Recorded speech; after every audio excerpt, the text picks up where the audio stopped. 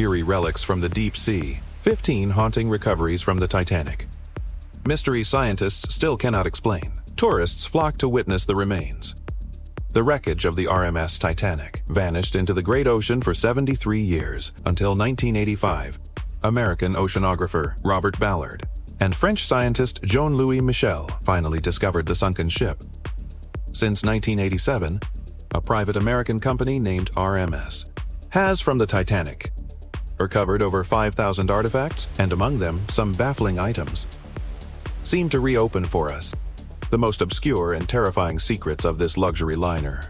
In today's video, the most chilling of the Titanic's 15 terrifying salvaged objects.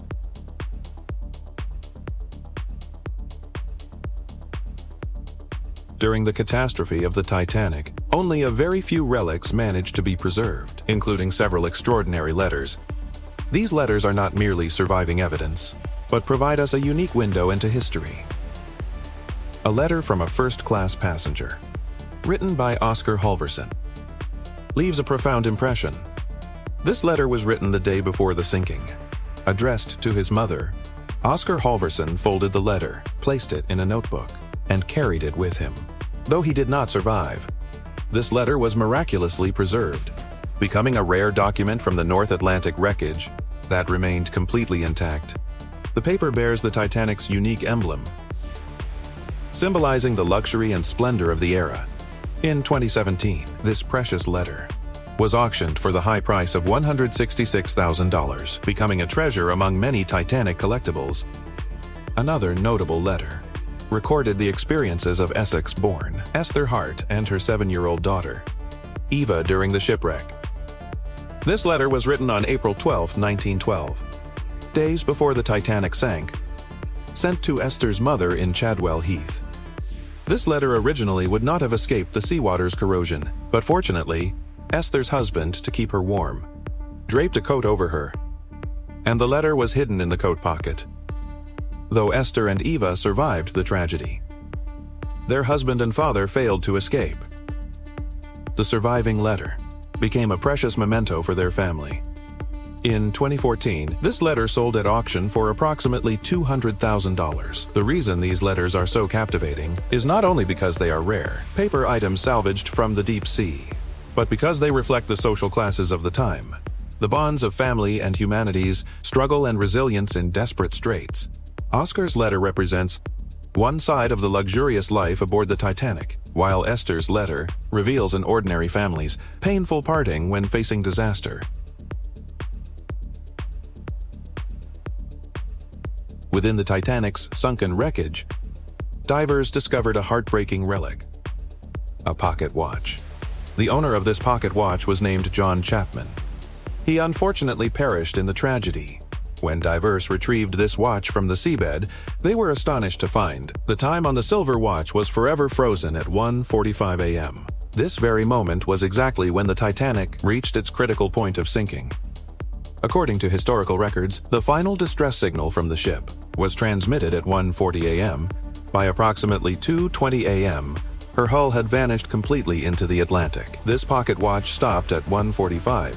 It is likely that its internal movement ceased to function due to the ingress of seawater, thereby precisely recording the moment that part of the vessel submerged. A cruel twist of fate. John Chapman and his wife Lizzie had originally planned to board a different vessel.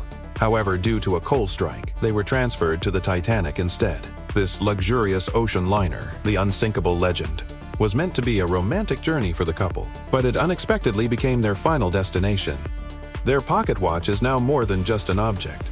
It is a vessel of emotion, carrying the intertwined threads of personal memory and historical tragedy. This very pocket watch was among the belongings John carried with him in the freezing depths. It was frozen in time by destiny, becoming a silent witness to this catastrophe. In the film Titanic, Welsh actor Iowan Gruffydd portrayed Harold Lowe. His pivotal scene in the movie is leading a lifeboat back to search for survivors. Harold Lowe was a member of the Royal Naval Reserve and also served as one of the 9 senior officers aboard the Titanic. When disaster struck, he quickly grasped the gravity of the situation and participated in the allocation and evacuation of lifeboats. Lowe was in command of Lifeboat 14, This lifeboat became the most extraordinary one, thanks to Lowe's resourcefulness. He not only prevented a chaotic rush of passengers, ensuring women and children boarded first, but also decisively cut the connecting lines to other lifeboats, preventing them from being dragged down by the sinking ship. The most admirable moment of the tragedy occurred after the Titanic had foundered. While most lifeboats stayed far away from the wreckage, to avoid being pulled into the vortex, Lowe displayed exceptional courage. He organized Lifeboat 14 to return to the site of the sinking, searching for survivors in the ice-cold water. Through his tireless efforts, several survivors struggling in the sea were successfully rescued. His actions, though considered a perilous risk at the time, exemplified the highest professional ethics of a seaman, and this whistle is the very one used when the Titanic went down, as Lowe issued commands to maintain order. Lowe's whistle is engraved with the words, Lieutenant H. Gug Lowe, Royal Naval Reserve. It is a symbol of his identity as both an officer and a naval reservist. This whistle was not only a vital tool for performing his duties, but also a witness to his heroism that night. At auction, this whistle even fetched an astronomical price of $75,000. Among the passengers of the Titanic, there was no shortage of the incredibly wealthy. Beyond their investments in stocks and real estate, they were also keen on collecting luxury goods, such as exquisite jewelry. Among the artifacts from the wreck, researchers have discovered many jewels and necklaces. The most striking of these is a necklace reportedly valued today at $539,000. This necklace belonged to a Titanic survivor, Margaret Brown. In 1913, she filed an insurance claim worth $27,887. Among the artifacts recovered was this necklace, valued at $20,000 at the time. When researchers first laid eyes on it deep on the ocean floor, it remained perfectly preserved, still radiating a brilliant, haunting luster. This piece did more than just bear witness to Margaret Brown's opulent lifestyle. It has become a profound relic of the Titanic's tragic sinking. It forces us to contemplate, when catastrophe strikes, can wealth and social standing truly offer us protection or redemption? Or do they simply become a heavy burden shackles that pull us down beyond this necklace? Researchers also uncovered a vast array of jewelry and precious belongings. The existence of these items allows us a fleeting glimpse into the refined tastes and luxury of the passengers. And yet, in the face of disaster, such riches and status appeared so fragile and powerless, they could not alter destiny, nor could they buy back a single life. This set of seemingly unremarkable keys belonged to the brave sailor Samuel Hemming, as the Titanic slowly succumbed to the freezing North Atlantic. Amidst the spreading chaos and terror, Hemming, fueled by pure courage, risked his life to descend below deck to the locker where the lifeboat lanterns were kept. This was no easy feat. The lower decks were already flooding, shrouded in pitch-black darkness and turmoil, but he knew all too well that those lanterns were the only beacons of hope for passengers trying to escape the shadow of death that night. Armed with these keys, he successfully retrieved the lights, providing essential illumination. For the lifeboats drifting upon the sea, those lights did more than help people find one another in the dark. They served as distress signals, drawing the attention of distant vessels passing by. This small yet monumental act saved hundreds of lives. These keys carry the weight of that fateful night's memories, standing as a testament to one man's unwavering bravery and composure in extreme peril. Many years later, these keys were passed down through generations, eventually sold to a private collector, becoming a treasure in the hands of a history enthusiast. This was not the only set of keys linked to the Titanic to be publicly auctioned. A key used to open a storage locker on the ship was sold in 2016 for as much as $100,000. The value of these keys has long transcended money. They bear the burden of a painful yet profound history. They remain a glimmer of light in human tragedy, reminding us to always remember the courage and sacrifice of that night. The Titanic was the pinnacle of luxury liners in its day. Yet, even in its secluded world at sea, it could not escape the rigid divide of social class. Based on their cabin locations, Titanic passengers were divided into three distinct classes from the bottom up: third class, second class, and the first class suites. The porcelain salvaged from the wreck serves as a poignant reflection of the hierarchy on board. First class being the most opulent section of the Titanic hosted the ultra-wealthy and the social elite. The interior decor and tableware were the heights of extravagance. The fine china used by first-class passengers was often crafted by the most renowned pottery houses, like Spode, such as the cobalt blue and gold porcelain, manufactured by the Spode Company. These pieces were exquisitely crafted and sumptuously decorated, embodying the noble status and elegant taste of the first-class passengers. In stark contrast, the third-class china appears far more humble. According to researchers, third-class sets were plain white stock items, printed only with a single red-white starline logo, lacking expensive hand-painted flourishes. These dishes, while sufficient to meet the basic needs of the passengers, could not compare in appearance or quality to the finery found in first class. Second-class porcelain occupied a middle ground between the opulence of first and the simplicity of third. Adorned with blue floral patterns, they possessed a certain delicate charm. These artifacts are more than just silent witnesses to the sinking of the Titanic. They are a microcosm of the social hierarchy and the wealth gap of that era. Over 1,500 souls perished in the Titanic disaster, even one of the wealthiest men in the world. John Jacob Astor Ive could not escape this fate. And sinking into the depths along with him were 4 crates of illicit cargo.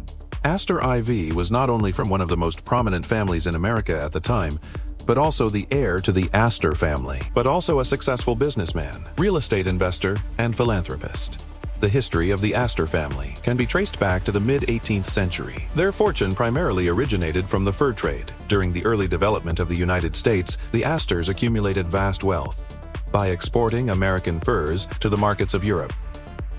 As time marched on, they gradually diversified into real estate, finance, and various other sectors, further solidifying their riches and social standing.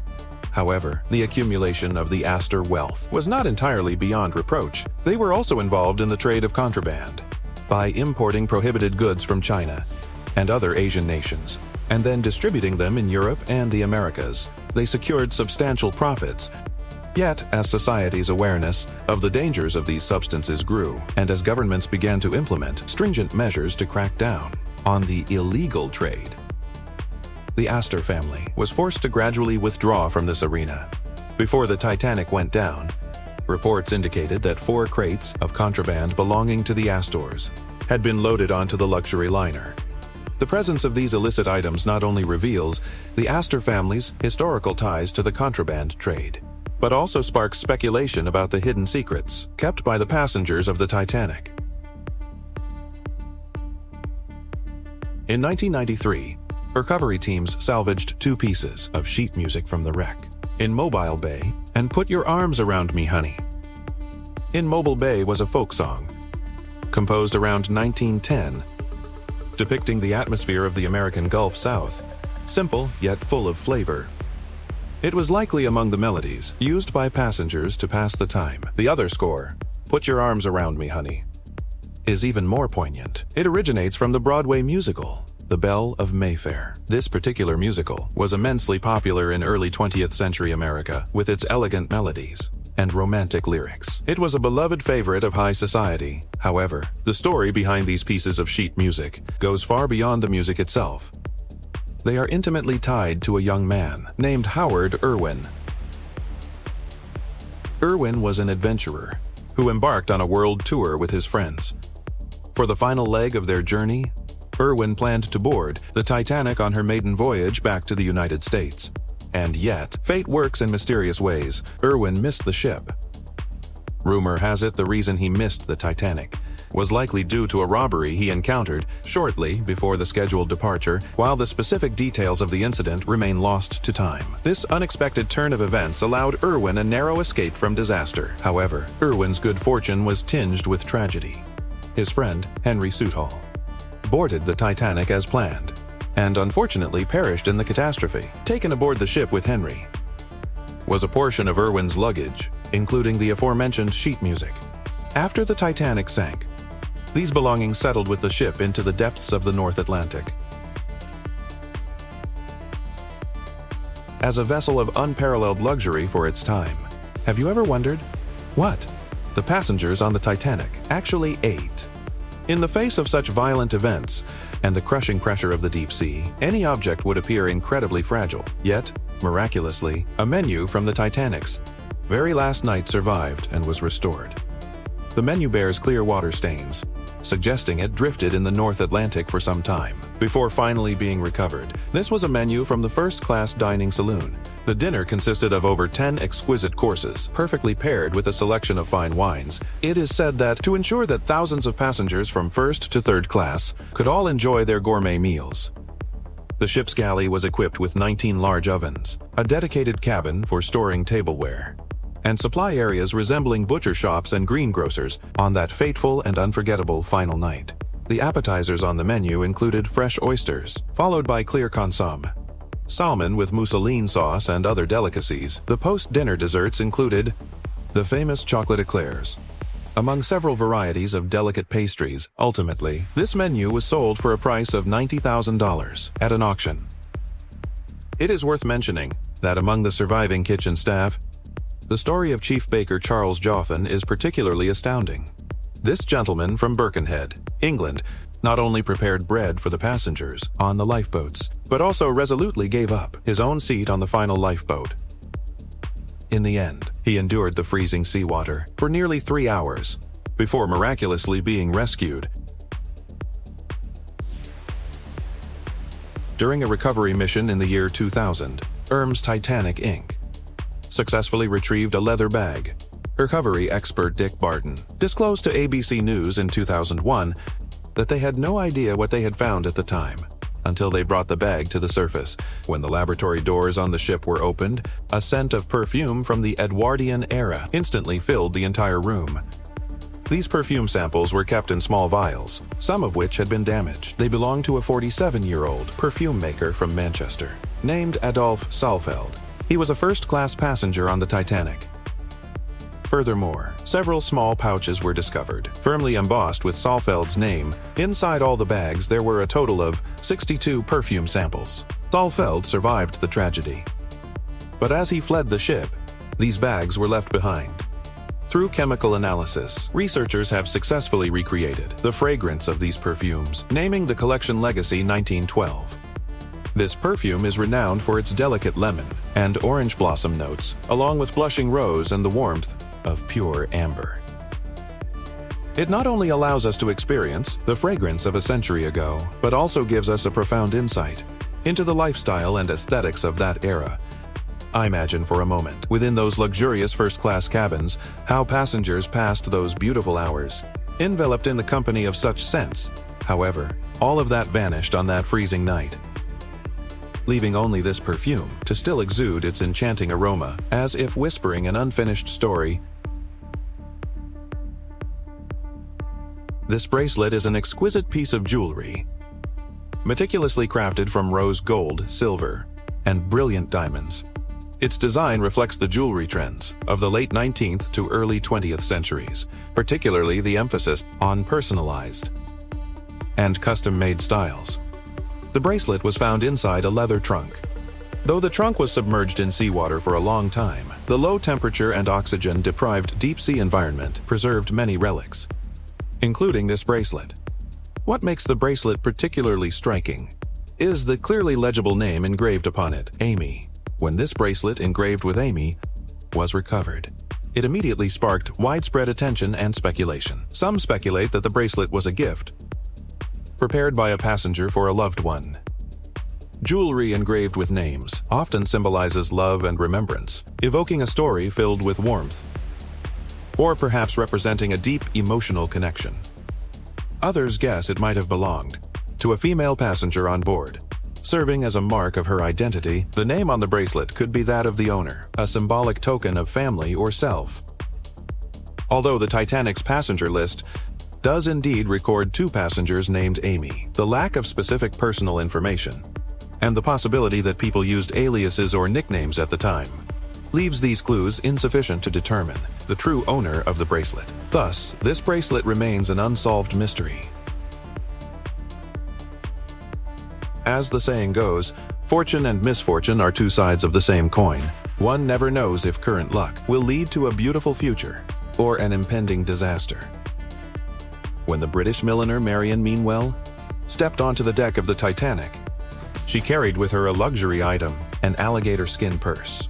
At the time, Marion was planning to relocate to the United States, reunited with her daughter and the children. She was not even supposed to be on this ship, but because her original vessel was grounded, she ultimately lucked out and secured a spot, a third-class ticket on the RMS Titanic.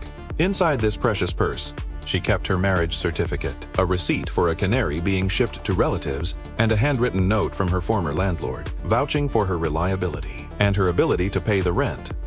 These documents remained perfectly intact to this day, solely due to the protection of the crocodile leather purse, which shielded them from the ocean's corrosive environment. As conservation expert Daryl Garcia noted in an interview with the New York Times, the crocodile leather of that era was far superior in thickness and quality to what we see today. Indeed, this luxurious and exquisite crocodile bag withstood the test of time and the elements. However, tragically, Marion Meanwell lost her life when the Titanic went down.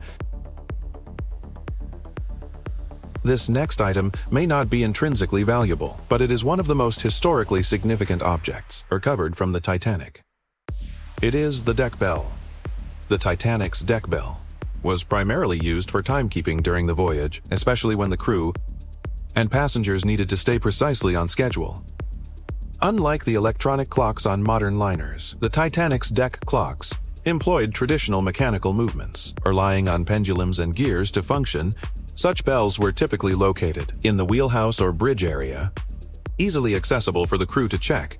The ship's personnel, such as the officers and navigators, depended on these bells to organize daily routines, maintain the rhythm of the voyage, and adjust speed. In terms of design, the deck bell featured a magnificent metal casing and ornate decorations, reflecting the vessel's prestigious status. In those days, fine timepieces were more than just practical tools. They symbolized the elegance and civilization of life at sea, just minutes before the Titanic struck the iceberg and eventually sank. Lookout Frederick Fleet struck the bell 3 times, attempting to warn the bridge of an iceberg dead ahead. However, the warning came too late, and the disaster could not be averted. This bell was recovered in 1987 and is now on display at the Titanic Museum in Massachusetts, a somber witness to the moment of the sinking.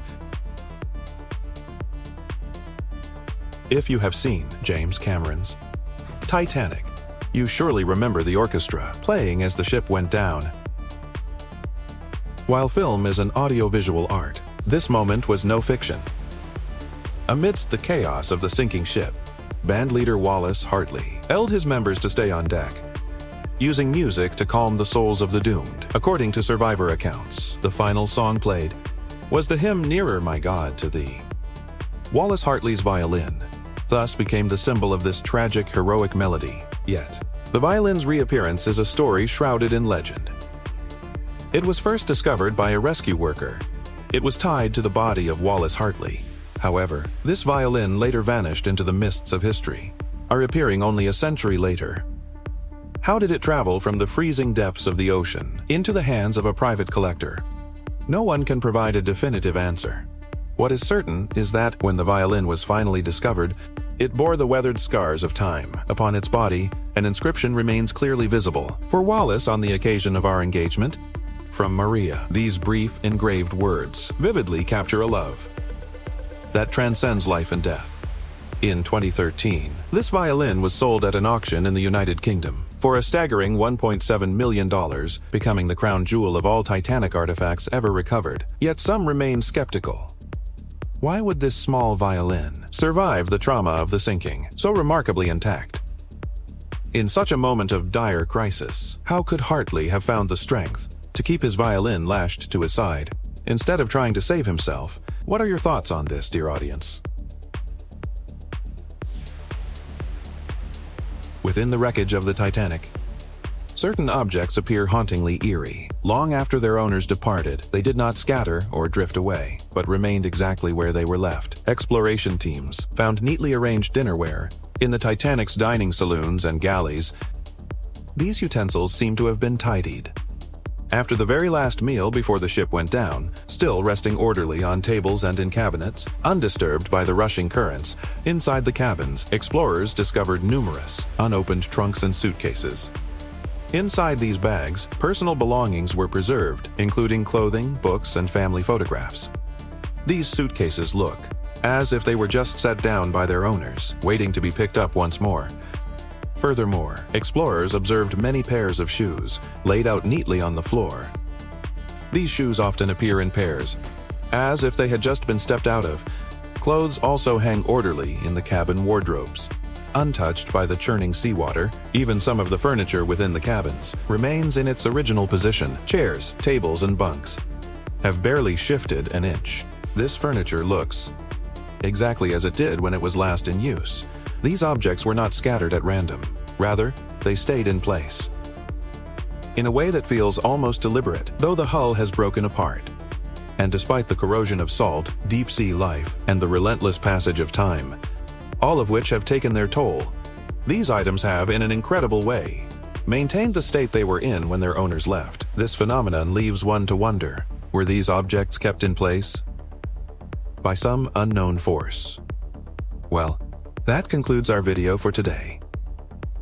Out of the 15 mysterious Titanic artifacts we introduced, which one left the deepest impression on you? Please let us know in the comments below. If you enjoyed this video, please like, subscribe, and share it with your friends. Thank you for watching, and we will see you in the next episode.